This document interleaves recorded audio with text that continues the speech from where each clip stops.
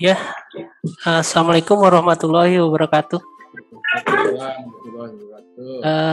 Pada yang terhormat, Ibu Kanwil, Bu Erna, Kepala Bidang PD Humas Pak Gofir, mohon izin kami dari tim penyuluh Kanwil DJP Jawa Barat 1 ingin sedikit berbagi sharing mengenai peran pajak di masa pandemi ini. Sekaligus nanti kita akan bahas mengenai isu seputar hangat tentang ini ya, apa? PPN sembako, karena isu ya. Jadi nanti silakan mangga teman-teman dari rekan-rekan tech center, kalau mau ada yang mau ditanyakan bisa langsung nanti chat langsung kami ya. Baik, sebagaimana tadi disampaikan oleh Bu Kakanwil, kami ini memang baru 2 bulan di sini ya, dari tim fungsional penyuluh pajak. Jadi nanti kami memang bertugas untuk mensosialisasikan dan mempublikasikan current isu peraturan-peraturan perpajakan yang terbaru yang bisa nanti di-share ke rekan-rekan tech center. Baik, sebagaimana tadi disampaikan oleh Bu Kanwil, memang peran tech center ini kan memang sangat krusial ya. Baik mempersiapkan calon-calon wajib pajak, terus meningkatkan pengetahuan dan keterampilan para sivitas akademinya, dan skala pentingnya itu merupakan salah satu perpanjangan kami untuk bisa mensosialisasikan kembali ke masyarakat di sekitarnya. Baik, nanti Bapak Ibu, ini sebelum materinya sudah bisa disiapkan? Baik, sambil jalan ya. Jadi nanti di sini kami akan membahas mengenai kondisi APBN kita, keuangan kita, ya, kondisi keuangan kita nih sampai saat ini seperti apa APBN-nya, terutama untuk penanganan pandemi ini perannya seperti apa. Baik, kita akan lihat juga mengenai stimulus fiskal atau insentif-insentif apa saja sih yang sudah diberikan oleh pemerintah. Artinya di sini bahwa banyak sekali peran kehadiran pemerintah dalam penanganan COVID-19, khususnya Kementerian Keuangan, Direktorat Jenderal Pajak. Jadi di sini kita harus tahu betul bahwa banyak sekali instrumen-instrumen fiskal yang diberikan untuk penanganan COVID ini. Nah, jangan sampai nanti yang kajian selanjutnya yaitu PPN sembako, ya, itu malah katakanlah menghapus kontribusi kita yang sebelum yang banyak itu ya, Kang Adit ya. Iya, jadi nanti kita akan bahas satu persatu ya dari berbagai jenis insentifnya ya. Baik, kita saksikan dulu ya. Ada video yang bisa kita saksikan sebelum nanti ke materi selanjutnya ya.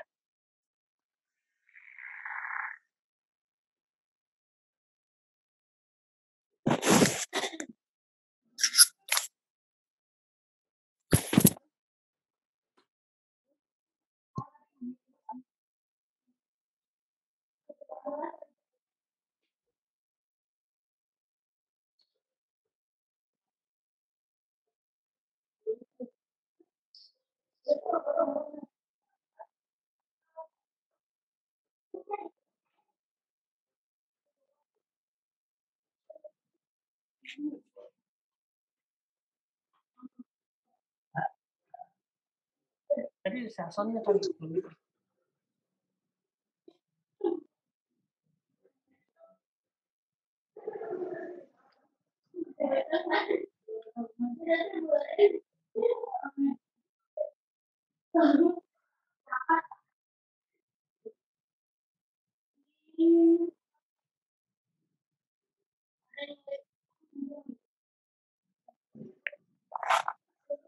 Ya, mohon maaf Bapak Ibu sekalian, ada sedikit kendala, dicoba lagi ya. Sebentar ya Bapak Ibu ya.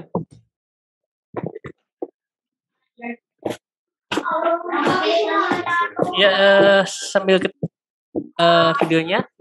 Jadi di sini tim penyuluh ini kami perkenalkan, ada saya dengan Rudi Rudiawan, ada Mbak Dwi Wahyuningsi, dan ada Kang Adit ya, Aditya.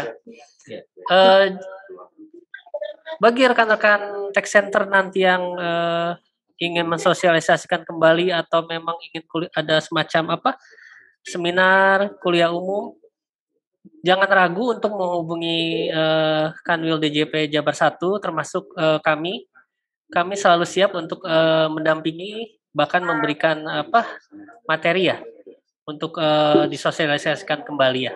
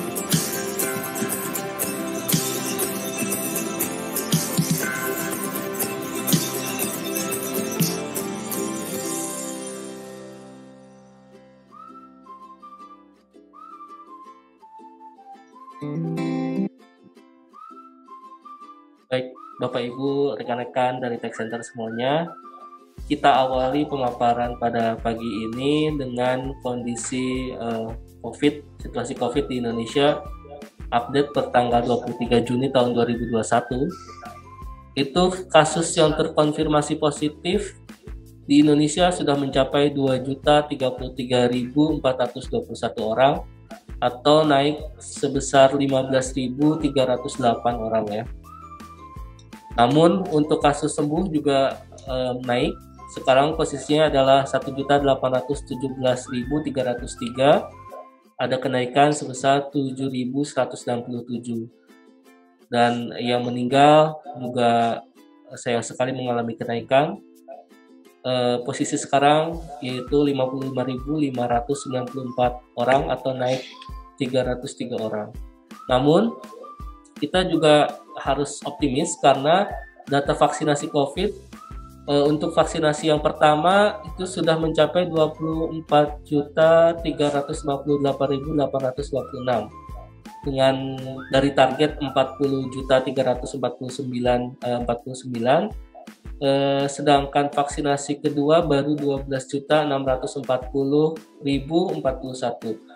Saya juga mengajak kepada rekan-rekan semua Bapak Ibu untuk dapat mensukseskan program vaksinasi COVID-19 ini sehingga mudah-mudahan kita semua bisa melewati masa pandemi ini tidak terlalu lama ya, karena akan terbentuk herd immunity yang diharapkan dari vaksin ini.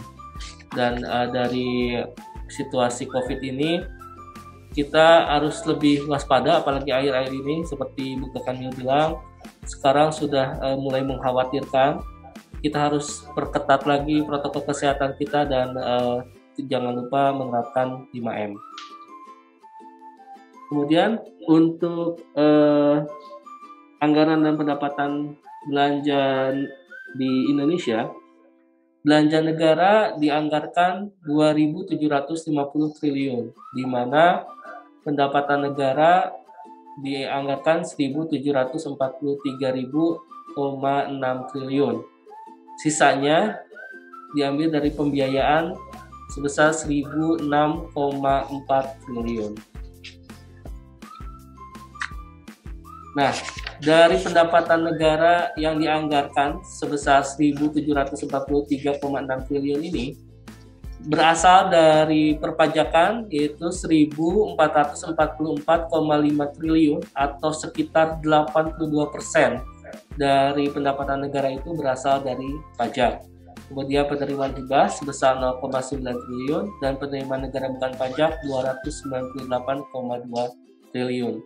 Ini untuk menopang belanja negara sebesar 2.750 triliun, di mana 1.954,5 triliun ini untuk belanja pemerintah pusat dan transfer ke daerah dan desa itu sebesar 795,5 triliun. Pembiayaan anggaran sebesar 1.006,4 triliun.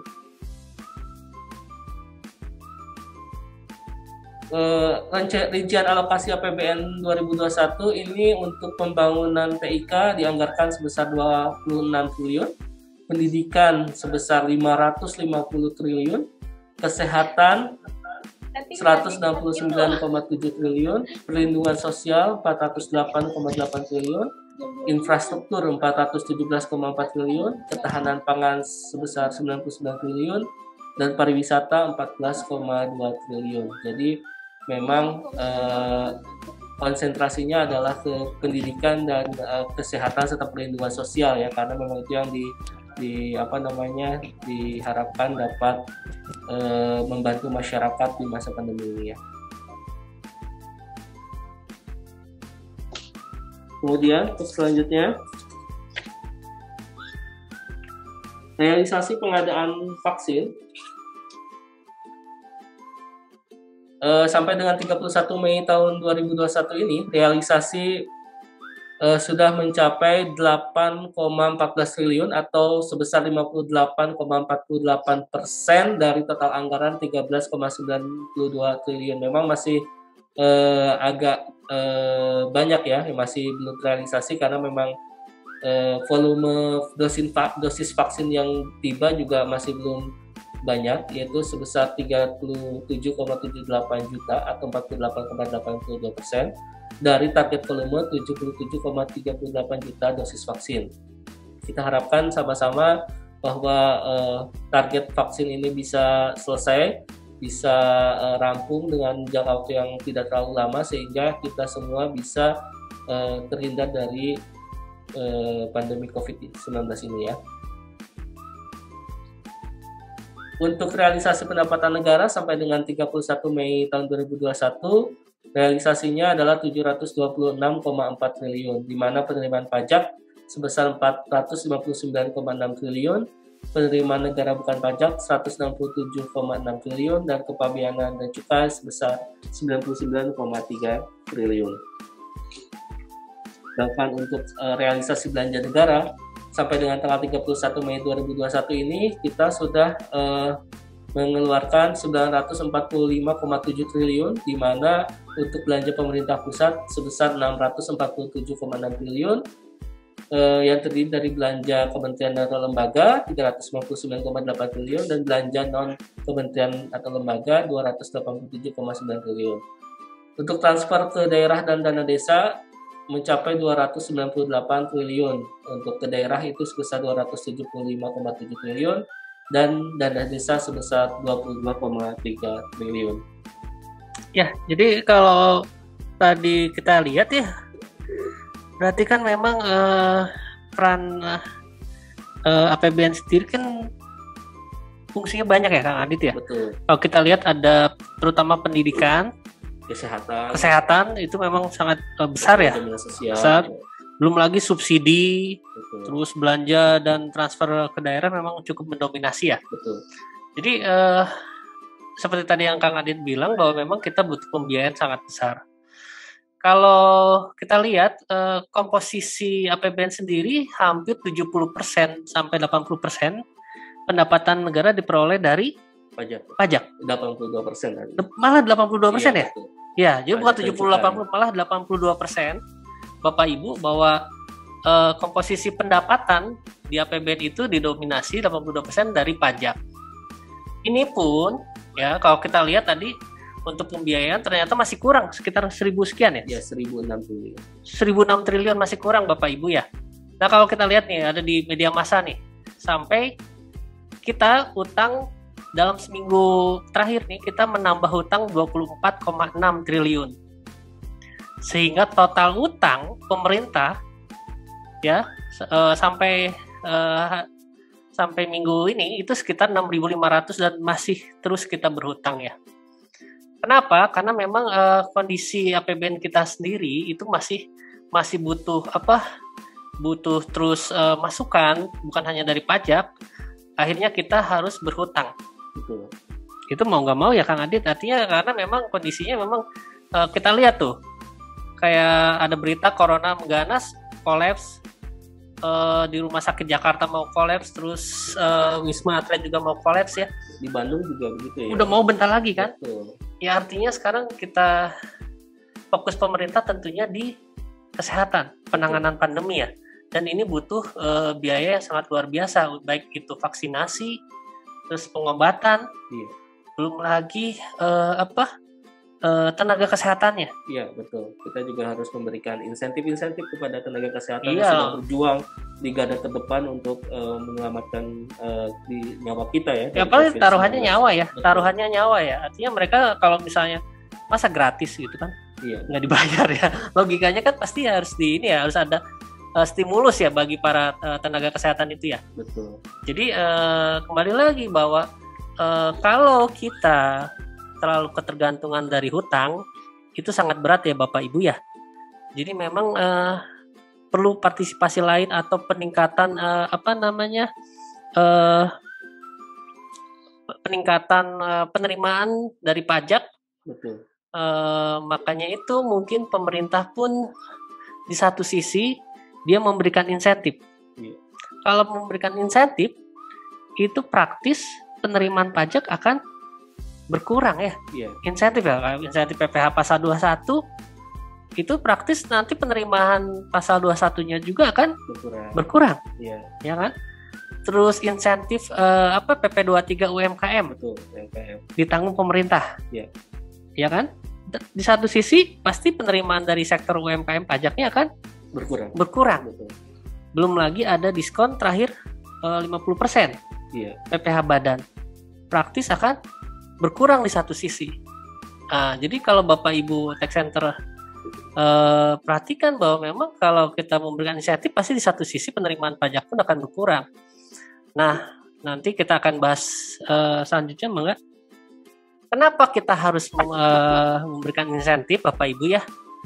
Karena tujuan utamanya cuma satu, yaitu percepatan ekonomi nasional. Betul. Program percepatan. Kita nggak mau kalau pemulihan ekonomi nasional. Jangan sampai kita ancaman resesi, memang membayangi kita ancaman resesi ini. Tuh, kalau kita lihat ada berita peluang PHK di industri otomotif semakin tinggi saat pandemi. Sekarang begini ya Bapak Ibu, kalau namanya pengusaha otomotifnya tidak laku nih. Praktis yang paling mudah memotong biaya adalah dengan cara layoff pegawai. Betul. Ya kan? Bukan hanya otomotif ya. Kita lihat tuh ada banyak pabrik tuh di Tangerang udah banyak tutup. Di Purwakarta kita lihat di kawasan industri udah banyak yang PHK ya Bapak Ibu ya. Jadi memang yang paling gampang kalau bagi para pengusaha itu untuk mengurangi cost itu adalah layoff pegawai. Ya. Nah, pemerintah pun kita pasti putar otak ya. Artinya di sini Direktorat Jenderal Pajak pun nggak tinggal diam, artinya kita berikan insentif. Iya. Ya, ada insentif stimulus ya. Iya. Agar para pelaku usaha itu bertahan. Ya, baik itu tadi ada PPh 21 insentifnya, kita lihat untuk agar para pelaku usaha itu tidak mem-PHK-kan. Iya. Kurang lebih 4 bulan 5 bulan yang lalu kami mensosialisasikan di hotel ya, di hotel itu sama, artinya sudah banyak yang PHK di satu sisi lagi sisa pegawainya itu ditawari untuk pemotongan, Kang Adit. Begitu ya. Nah, jadi waktu kami sosialisasi di hotel itu mereka bilang setengahnya sudah di PHK di hotel. Bayangkan sekarang pariwisata kolapsnya ya. Iya. Pariwisata tuh luar biasa sudah kolapsnya. Jadi hotel tingkat hunian hotel sudah berkurang. Terus mereka sendiri pun setengah pegawainya sudah layoff. Pegawai yang sisanya pun ya itu ditawari mau keluar atau mau dipotong gajinya. Nah, akhirnya rata-rata banyak yang milih dipotong, tapi mereka tetap bisa bertahan. Itu pun biasanya sistem masuknya itu udah shift, bukan shift lagi. Iya. Sehari masuk, begitu. sehari enggak, karena dipotong gajinya itu ya. Betul. Untuk meminimalisir cost-nya itu ya. Nah, termasuk ini nih, kita lihat tuh ada peluang PHK di industri otomotif semakin tinggi di saat pandemi. Ini kita juga berusaha menyelamatkan di satu sisi adanya PMK 20 PPNBM ya. PPNBM yang insentif Oh iya, untuk diskon PPNBM 0%. Mungkin masyarakat kita tahu mungkin ada sedikit wacana satu sisi PPN sembako kok dikenakan ya. Tapi satu sisi kok yang beli mobil didiskon ya. Yeah. Nah, pasti ada semacam pertanyaan seperti itu ya di Bapak Ibu semua ya. Tapi kita harus lihat kenapa pemerintah memberikan insentif PPNBM gitu ya. Jadi jangan hanya melihat kok hanya kalangan yang atas aja yang bisa beli mobil yang dikasih insentif. Bukan itu ya Bapak Ibu ya. Kita harus lihat deterrent efeknya. Kalau mobil yang tadi kita bilang, kalau mobilnya itu laku kejual, ya, betul. Praktis operasional kantor jalan. Ya. Praktis pelaku usaha pun akan terus menggaji karyawannya. Jadi kita harus lihat deterrent efek dari diskon PPNBM itu. Barang otomotifnya laku kejual, maka perusahaan punya laba dan untuk bisa bertahan menggaji para karyawannya. Jadi kita harus lihat deterrent efeknya ya Bapak Ibu ya. Jadi jangan hanya ngelihat itu hanya untuk kalangan tertentu, tidak, tapi kita lihat deterrent efeknya ya. Baik, kita lihat instrumen apa saja sih sebetulnya, karena perlu kita sampaikan ke Bapak Ibu semua.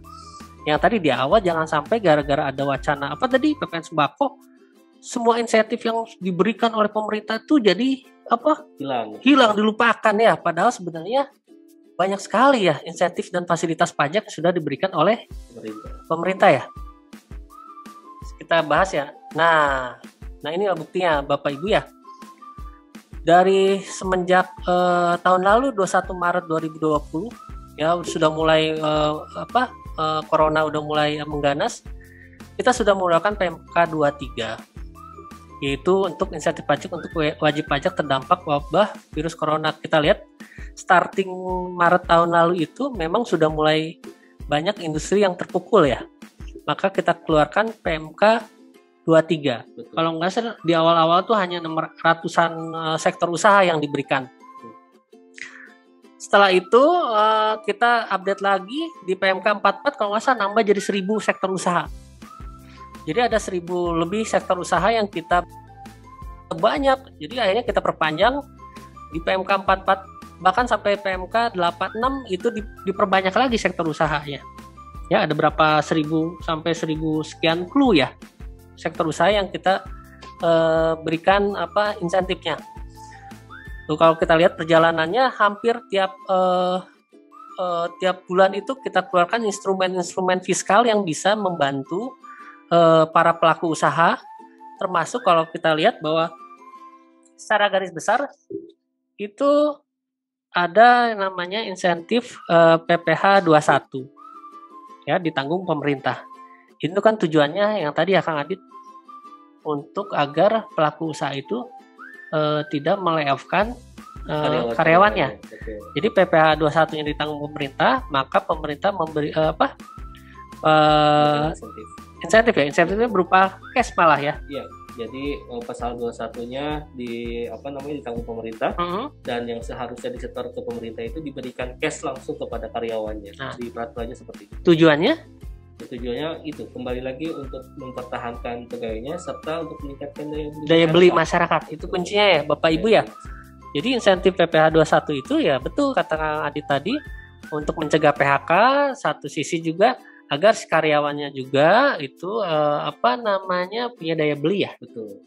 Punya daya beli lebih.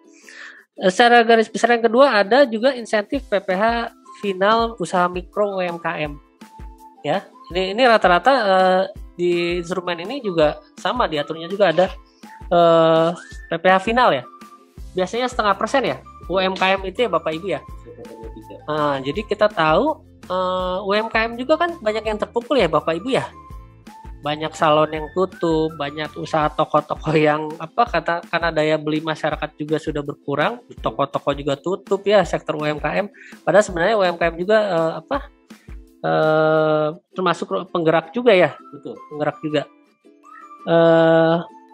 Biasanya 0,5%, jadinya ditanggung pemerintah ya Kang Adit ya. Iya betul. Jadi sejak pandemi ini sektor UMKM diberikan stimulus atau diberikan fasilitas-fasilitas berupa libur dulu bayar pajaknya. Ya. Dan itu yang kedua ya. Kita yang ketiga bahwa ada namanya insentif pembebasan PPh pasal 22 untuk importir. Nah, entah tujuannya. Ya, itu untuk memudahkan masuknya obat-obatan, vaksin. Yang impor ya, khususnya yang di sektor untuk penanganan pandemi ya. Iya, selain itu juga ada Kang Dit, bukan hanya untuk kesehatan. Jadi para importir yang memang pelaku usaha itu import mesin, barang, modal segala macam agar terus dia bisa running, dia juga dikasih pembebasan ya, SKB dalam bentuk SKB ya. Ya. Termasuk importir untuk bahan baku untuk diekspor kembali itu juga dapat pembebasan PPh pasal 22-nya. Dan yang keempat, insentif itu pengurangan angsuran PPh pasal 25 berupa diskon 50%. Iya. Ya, untuk WP badan. Artinya kita tahu bahwa agar mereka pun bisa survive, bertahan ya, tidak bangkrut. Cash flow-nya supaya tidak terlalu terganggu ya setiap bulannya. Betul, cash flow-nya. Nah, ini ada satu lagi untuk membantu cash flow-nya si para usaha perusahaan, yaitu percepatan restitusi PPN. Betul. Ya kan? Yang tadinya setahun jadi 3 bulan ya. Boleh setiap masa ya, dan itu paling cepat sebulan harus sudah diproses. Ada yang untuk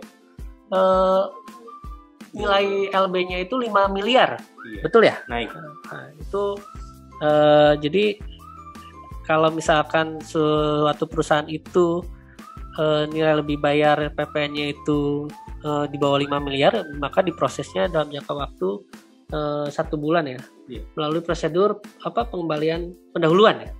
Ya, pengembalian pendahuluan. Jadi itu garis besarnya yang sudah diatur.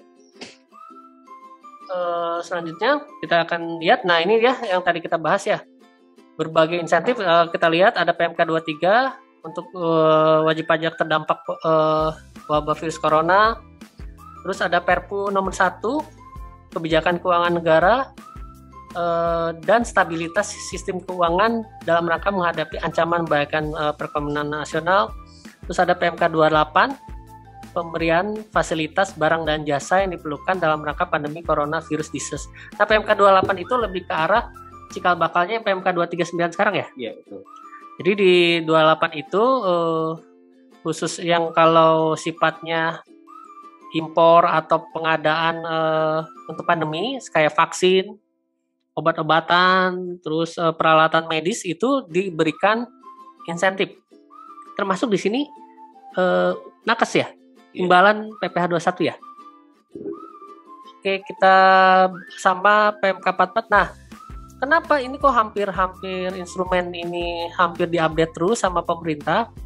Tujuannya yang pertama itu untuk meningkatkan tadi ya karena banyak sektor usaha yang terpukul, maka terus ditambah sektor usaha yang diberikan fasilitas. Dari tadinya 600 sektor usaha jadi 1000 sekian. Terus selain itu juga awalnya itu masa berlakunya fasilitas itu sampai Desember 2020 ya. Iya.